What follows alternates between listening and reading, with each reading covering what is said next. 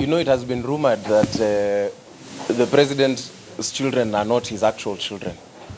I have always struggled to believe that rumor, but now it is starting to sound true in my head. Because I don't understand how a president can be at peace while 21 young boys were burnt in a dome.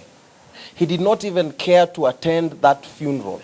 All the president did was order people to gazette that flags be flown at half-mast. That he was busy in a foreign land trying to address world leaders, while in his own country, 21 children lost their lives. Is it true that Nick is his son? Because he should be right about our age, if not a few years older.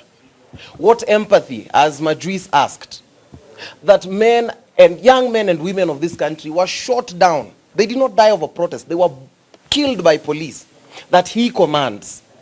And he has done nothing to date to ensure that the families receive justice, any sort of compensation for people who were in hospital, any sort of reprieve or justice for those families. I am beginning to doubt his parenthood. I am beginning to doubt his empathy and his humanity. This whole hustler narrative that he has always driven, when he tries to impose something as devilish, as inconsiderate as SHIF, under that social health authority that he has forced everyone to register on. How do they determine how much a boda rider pays? How do they determine how much a cow owner pays? What if my cow is not used for dairy? What if it is a bull?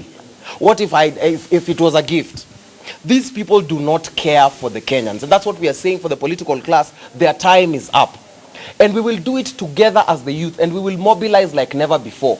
We will not be divided along tribal lines. We will not be divided along the lines of class as they always have done. And we are saying that we are now draining the swamp. We've said we are coming together to ensure that we look for justice for the people. Just the other day, a young man was sodomized in the county of Mombasa, Bruce.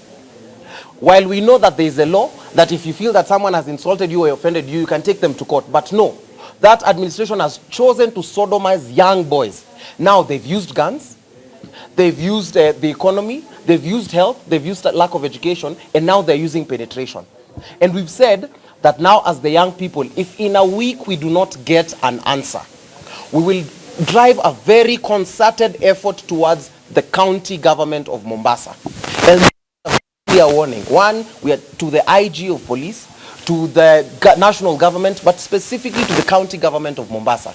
All Kenyan youth will come to stand with our own. If you want to sodomize people, and that will be the first and last case that comes to the public limelight, or that even occurs, we will not use sexual violence upon the youth of Kenya. Again, we want to make this very clear, that we are sick and tired of this government by thugs, for thugs, that does nothing to advance the agenda of the common mwananchi.